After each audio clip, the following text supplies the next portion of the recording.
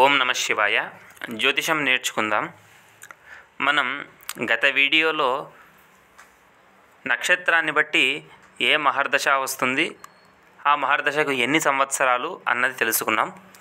అయితే నక్షత్ర ప్రమాణాన్ని బట్టి అందులో భుక్తిని తీసేసి మిగిలిన శేషాన్ని జనన కాలాన్ని కలిపితే ఆ యొక్క మహర్దశ అంత్యం వస్తుంది. దానికి ఏ విధంగా లెక్క చేయాలి, ఏ విధంగా కనుగొనాలి అన్న విషయాన్ని మనం ఈ వీడియోలో తెలుసుకుందాం. శిశువు జన్మ సమయానికి ఉన్న నక్షత్ర ప్రమాణం 24 గంటల 7 నిమిషాలు. దాన్ని నిమిషాల్లోకి మార్చాలి.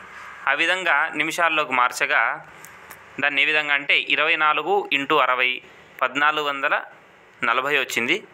24 గంటల 7 నిమిషాలు కాబట్టి 7ను కలిపితే 1447 నిమిషాలు.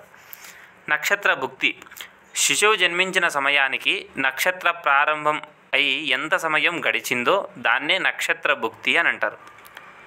నక్షత్ర ప్రారంభం ముందు రోజు సాయంత్రం 5:49 సాయంకాలం. శిశువు జన్మించిన సమయము ఉదయం 11 గంటలకు.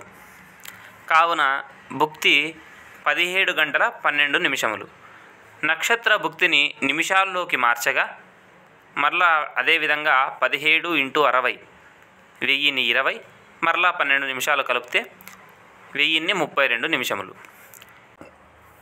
ఇప్పుడు నక్షత్ర భుక్తి నిమిషాలతో దశా సంవత్సరములను గుణించాలి. అలా గుణించగా 17,644 వచ్చింది. దీన్ని నక్షత్ర ప్రమాణం నిమిషాల్లో చేసుకున్నాం కదా, దానితో భాగించాలి. భాగించగా 12 భాగఫలం వచ్చింది. అది సంవత్సరములు. మరలా మిగిలిన శేషం 280ని 12 మాసములు కావున 12తో గుణించాలి. గుణించగా 3,360 వచ్చింది. ఈ 3,360ని మరలా నక్షత్ర నిమిషాలు 1447తో భాగించాలి. ఆ విధంగా భాగిస్తే 2 వస్తుంది. ఇది నెలలు అన్నమాట. తర్వాత మనం రోజులను కనుగొనాలి. మిగిలిన శేషం 666ని 30 రోజులు కాబట్టి 30తో గుణించగా 19,980 వచ్చింది. ఈ 19,980ని నక్షత్ర నిమిషాలు 1447తో మరలా భాగించాలి. భాగించగా 13 వస్తుంది. ఇక్కడ శేషం ఎంత మిగిలినా కూడా 1ని కలుపుకోవాలి. కావున 14 రోజులు. మొత్తం 12 సంవత్సరముల 2 నెలల 14 రోజులు. ఇది మహర్దశ భుక్తి. శిశువు జన్మించిన నక్షత్రాన్ని బట్టి బుధ మహర్దశ కావున బుధ మహర్దశ భుక్తి. మొత్తం బుధ మహర్దశ 17 సంవత్సరములు. మహర్దశ భుక్తి 12 సంవత్సరముల 2 నెలల 14 రోజులు. దీన్ని తీసేస్తే 4 సంవత్సరముల 9 నెలల 16 రోజులు వస్తుంది. ఇక్కడ ఏ విధంగా తీసేయాలంటే 14 రోజులు ఉంది, పైన 2 సున్నాలే ఉన్నాయి కాబట్టి ఈ సంవత్సరంలో నుంచి యువతలకు 1 తీసుకోవాలి. అప్పుడు ఇక్కడ 12 నెలలు అవుతాయి. 12 నెలల్లో నుంచి మళ్ళీ ఇక్కడికి 1 తీసుకుంటే ఇక్కడ 30 అవుతాయి అన్నమాట.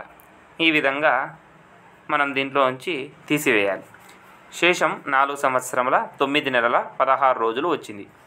ఈ విధంగా చేయగా వచ్చిన మహర్దశ శేషాన్ని శిశువు జన్మించిన సమయానికి కలుపగా మహర్దశ అంత్యము తెలుసుకోవచ్చు. శిశువు జన్మించిన తేదీ ఇక్కడ సంవత్సరముల ముందుగా తేదీ వెనక ఈ విధంగా రాసుకోవాలి, సులభంగా ఉంటుంది. 2025 7వ నెల 26వ తారీఖున శిశువు జన్మించినాడు. బుధ మహర్దశ శేషము 4 సంవత్సరముల 9 నెలల 16 రోజులు. దీన్ని కలుపగా 2030 5వ నెల 12వ తారీఖు అంతవరకు అంటే 12/5/2030 వరకు కూడా బుధ మహర్దశ ఉంటుంది. ఈ విధంగా మహర్దశను కనుగొనాలి. ఈ మహర్దశలో మరలా అంతర్దశలు ఉంటాయి.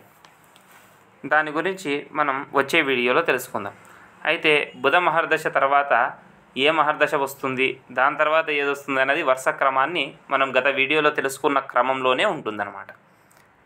వచ్చే వీడియోలో మహర్దశలోని అంతర్దశల గురించి తెలుసుకుందాం.